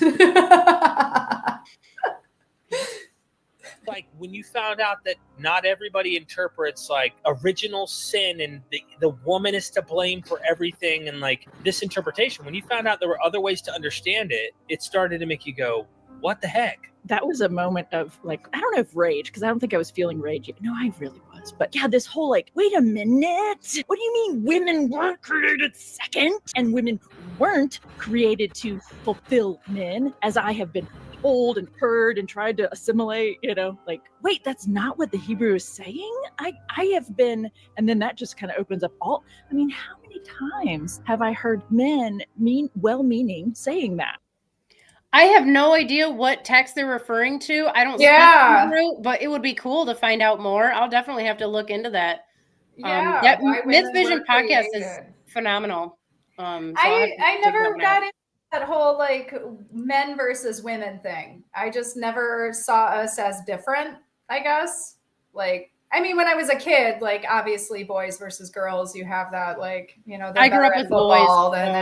But I mean, I never really got down with that. So, but within Christianity, there's definitely I mean, we're talking about Christianity. I don't know about I possibly sort of in Judaism too. Obviously Christianity evolved out of Judaism, so I don't know for sure. I know that early Christianity was not like that. As a matter of fact, that was one of their, I don't want to say like their selling points, but they involved even in the Gospels, Christ is involving Mary Magdalene, and women were definitely, at the crucifixion supposedly. It was women who went to the tomb and saw he wasn't there supposedly.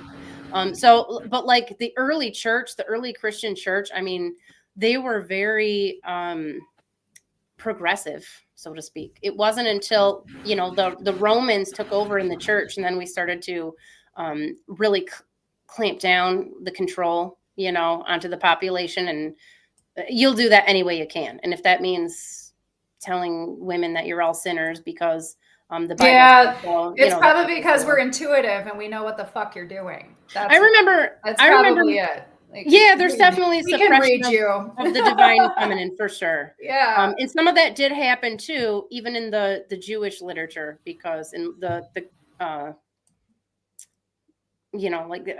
without going into all of it, as Marduk, as we know, Marduk in Babylon started to take on more and more of the other gods' roles.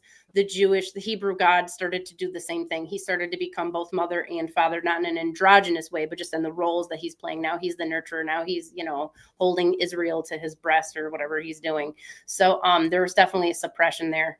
But that's a whole, that's a right. Yeah. And now he's everything to you. Yep, exactly. That was so weird to me. I like, here we're talking about this God who created you, but he fucking hates you. All right. If you fuck up, he's coming for you.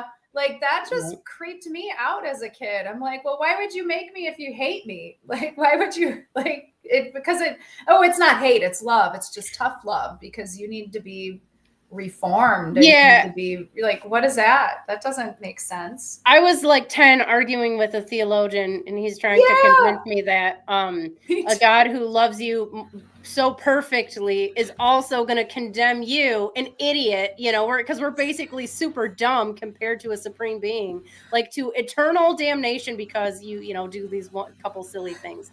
Like if I'm capable of forgiving my neighbor from the most heinous crimes, why couldn't an all-loving God do the same thing? It makes no sense. Makes no sense. This God is so upset when you masturbate, like you're gonna go to fucking hell for that. Yep. Even though Forever. it's like some kind forever. Yeah. Forever too. There's no getting out of that. No. Nope. No The circumcision. silliest things. The silliest No bacon. things. Yeah, and no tattoos. No threads that are unclean. You can't wear like certain fabrics too. I mean, did you know that? Yeah. Right, it goes right down to the fabrics you're wearing. Yeah, absolutely. Like, wow. No touching your wife if she's menstruating. She's got to go live in a special place, special, you know, all kinds of stuff. It's crazy. Crazy. You will persist after you die. You're telling me I'm going somewhere. Yes. God is outside of time and space. God distributes over time and space, and there's some left over. Time and space is static. It's a display. God not only distributes over that, but there's a whole other domain where God exists. That's the non-terminal domain. We're living in the display of that simulation. In addition to the display, there is also a processing aspect. And God captures both of those things. He captures both the display and the processing. What is reality? Is reality just stuff out there? No. Reality has a mental aspect. And I'm saying that consciousness exists in every part of the universe because those are the quanta. That's what I'm asking. Are you telling me that this table is conscious? In that sense, yes. Generically conscious. Are angels and demons real? Yes. God is real, angels are real, demons are real. Is the devil real? Oh, yes. What if I... Okay. Yeah, I'm not sure about that guy. Oh, yes. He did have a near-death experience, I believe, and he was like a physicist or something. I think. I don't know. I can't remember. I've seen so many of them. I think it might be just how he's communicating the information, maybe. I don't know. Sometimes I wonder if we aren't on a show called Earth. You know, if South Park didn't have it right. Like, I mean, we could be for sure. I don't know. You don't know. Yeah. What is Greg coming have out to say? to create the proposal? Is coming out to create a single new religion based on artificial intelligence. The proposal is to, quote, correct the things that are incorrect in the existing religions and the Bible specifically. It is coming from an organization that is made of unelected officials. You and I did not ask these people to represent us. AI operates on the algorithms created by humans. Those algorithms reflect the bias of the person creating the algorithms, what they believe to be true, what their fears are. So the AI that is proposed to rewrite the Bible, it's already skewed, it's already biased. That's not the AI you want to write the spiritual traditions for half or all of the world's religious traditions. Yeah, I haven't heard that that's going on, but I mean, I wouldn't be surprised. I haven't heard of that. They already have AI Jesus in like Amsterdam or something where you go and confess like your sins in the booth. They It's do? like, That's yes, real? yeah, No way! yeah, No way! yeah. I don't know if it's AI the Jesus Netherlands. booth. Oh my God. I think it's, you know, somewhere up in that area of the world. But Well, yeah. you don't need to confess to. You can just sit and confess it out loud to yourself. If you ever hear yourself, Not if you're talking. Catholic, you can't. If you're Catholic, you have to confess to a priest. You have to. Oh yeah. It doesn't count. Oh my God, you're right. I know. I remember my first confession, and he was like, "Is that it? Is that it?" Is like, he kept waiting for like some, you know, devious shit, and I'm like, "Yeah, that's it." Yes. Like, all right. I'm sure I'll they've say, heard. like, 3 I'm Hail sure they've heard Marys, crazy like, stuff. Oh my God, I'm sure he didn't get a lot of good shit out of me. So he was like, yeah, go. I made stuff up every time.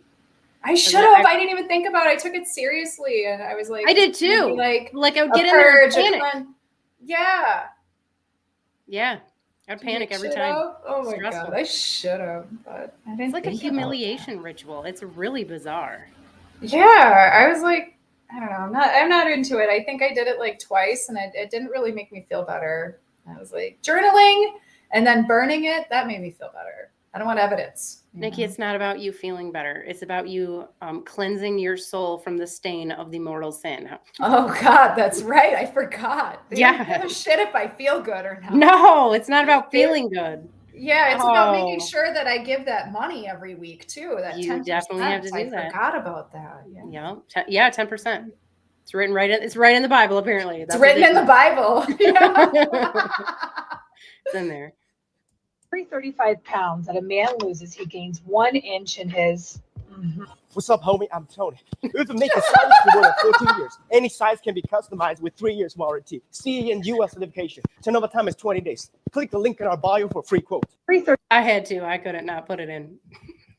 It's just hilarious. We'll watch it one more time in case somebody didn't get it. Every 35 pounds that a man loses, he gains 1 inch in his. What's up, homie? I'm Tony. We've been making signage for more than 14 years. Any size can be customized with 3 years warranty. Okay. I'll let it go. I love that. Oh, here's Sorry, this. I Here's shouldn't this be thing. laughing Quinn. That was really good. Part person, part lion, right? But the idea is pointing back to this time period of the age of Leo, the lion, which is in fact when the Younger Dryas cataclysm occurred. Yes. And which Thoth came out of to rebuild civilizations. I don't know that that's true. I can't remember. I've seen.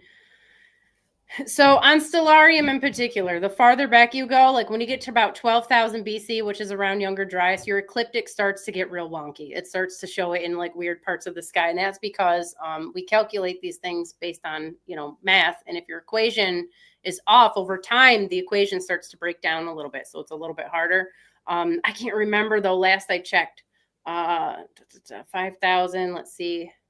10,000 is going to be in Gemini, 15,000. I'm going to say it's like closer to Cancer. It could have been around that time period.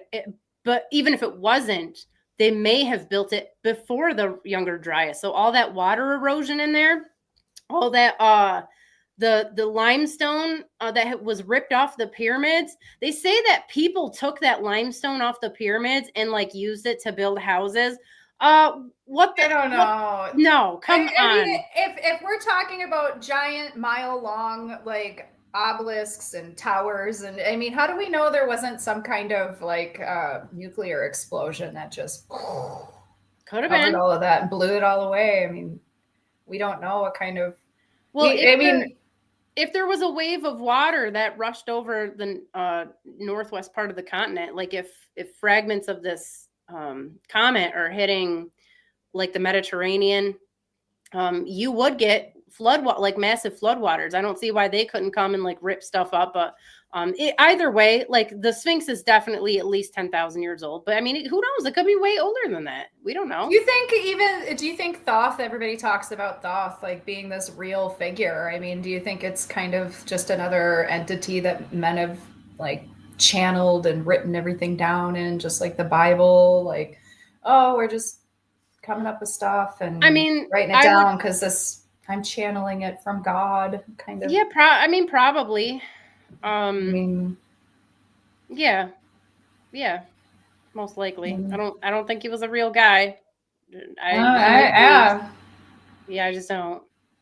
So all the symbolism in these myths are pointing to actual historical ideas about this root civilization that was destroyed, and then the teachings of Thoth were preserved and need to be refound and re-put back together again so we can rebuild that Atlantis, create a new Atlantis. Right. And that's I guess, but dude sounds like he's got a cold or allergy. Yeah, I mean the Atlantis and Lemurian thing. I mean, I get it, but it's gone.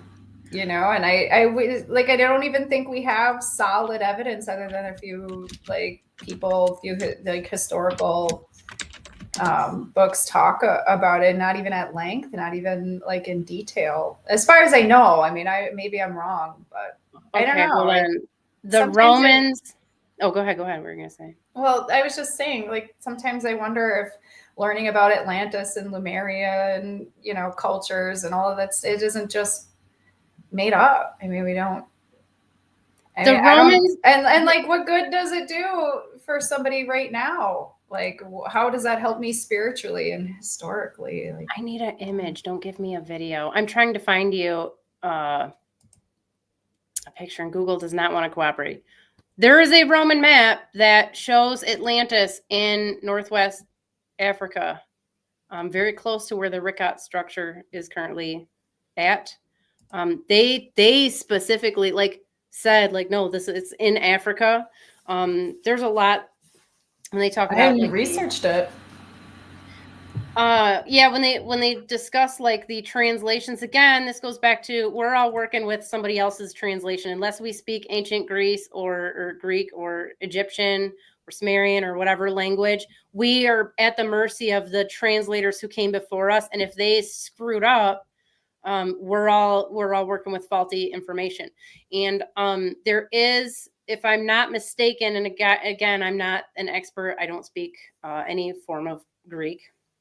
But supposedly the translation is wrong. They make it sound like Atlantis is an island, but that's not necessarily what it was. There was just water nearby or around it, but it wasn't necessarily an island. So this idea that there's this lost continent is not necessarily we don't have to do that. It could just be a place somewhere. But if you look at some of the older maps of Africa, they show it as being very green and having all these cities all throughout the Sahara. There's all these settlements and cool stuff. So who knows what was really going on even 3,000, 5,000 years ago? We don't know. The knowledge that has been passed down to us has been so it's like a game of telephone. Yeah, you know, exactly. It's just a game of telephone. You know how that ends. Yeah, I definitely do. According to legend, Dwarka was a majestic city built by the god Krishna, serving as his earthly kingdom. This city, rich in wealth and grandeur, is said to have been submerged by the sea right after Krishna's departure from the world. Intriguingly, the myth turned a corner towards reality with the discovery of underwater ruins off the coast of Gujarat, India. Archaeological excavations led by marine archaeologists have unearthed a series of artifacts and remnants of a city submerged beneath the sea. These findings include stone structures, pottery, and other materials dating back thousands of years, aligning with the timeline of the Dwarka described in ancient texts. This discovery has sparked a blend of excitement and debate among historians and archaeologists. According They always make Krishna look so pretty. He always looks so pretty. Yeah. Oh my gosh. I know. They do. Yeah, that one's cool. They've definitely that was all true. And if you think about it, so after this big giant impact, and again, the climate changes that occurred in the thousands of years after this period, it was a lot of up and down. It wasn't just a one and done situation. But as the sea level starts to rise, all of these ancient cities would have been, they would have been on the coastline, which is now miles out into sea in a lot of cases. So they're all looking in the wrong places. They're oh, why don't we ever find these, these ancient cities if they existed? You guys aren't even looking in the right spot. And then when they do find something like this, or the one off the coast in Japan, or Bimini, they write it off oh, it's just a coincidence. Oh, it's just the Earth can totally line up stones perfectly. Oh, they lie. They lie. They already sent treasure hunters in there. They already scooped all the good shit out. And yeah. They're oh, we got to find all this cool ancient stuff. I don't know. Sometimes I wonder if it isn't oh God, who am I thinking of? Indiana Jones, and then there's actually magical, stuff out there, magical tools that they're trying to collect, and maybe, it's possible. Could be.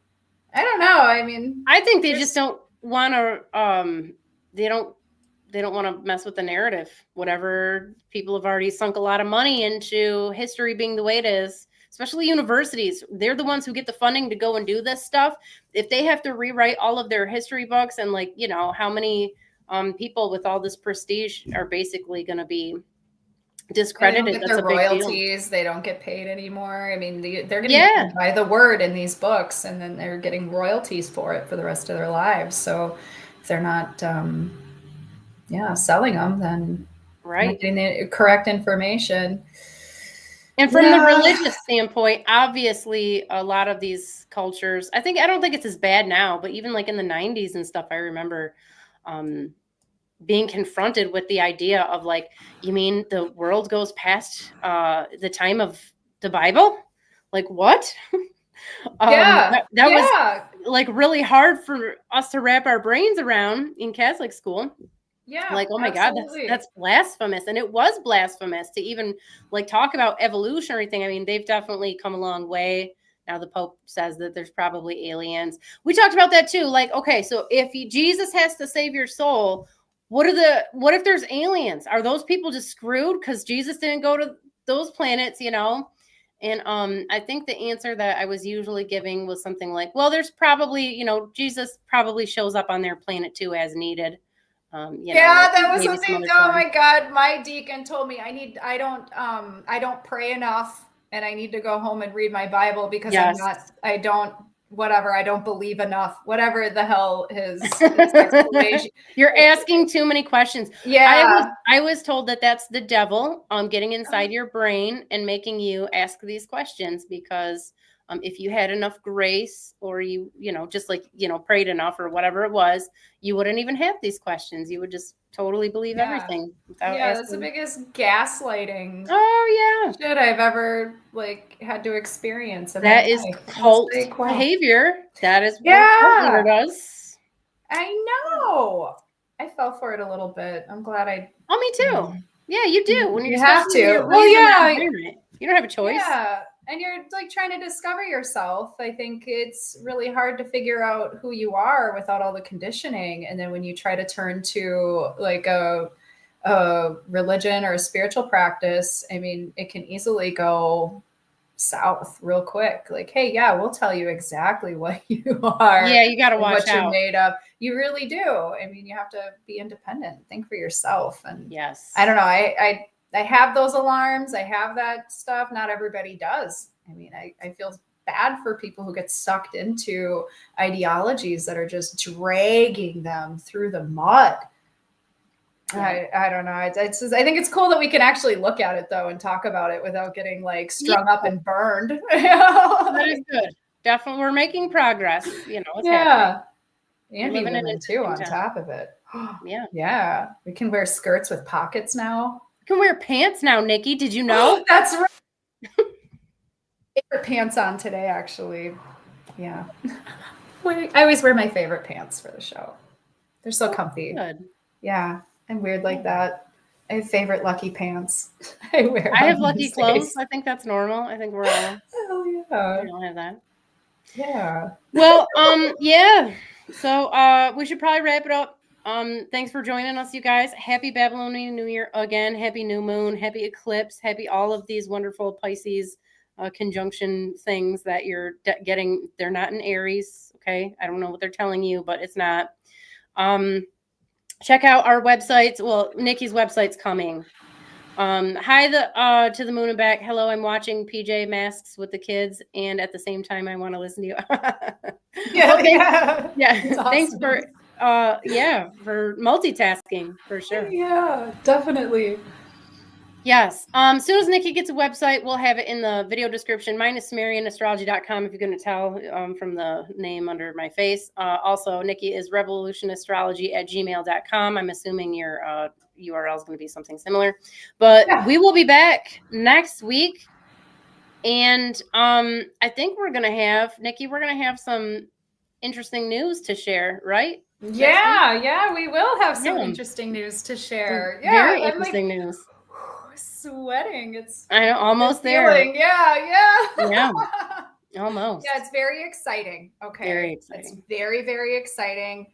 It's I'm like bursting at the seams. I don't even want to start because I know it's very difficult. I'm struggling to keep it, but you know. I personally, I've been like, oh my God, you guys, I got something really cool. Like we're gonna start something. We're gonna. Yeah, don't. I got stuff. And we're waiting until the new moon at the very least. Yeah. Yes, all right. So we'll I had to stuff it down. I'm stuffing it down. Yes. So. Be here or be square. Okay. Next week. That's what I will say. Yeah. All right. Well, we'll see you next time, you guys. Lots of love and blessings and all wonderful things to you and Thank yours. you. Okay. All right. Bye. Bye.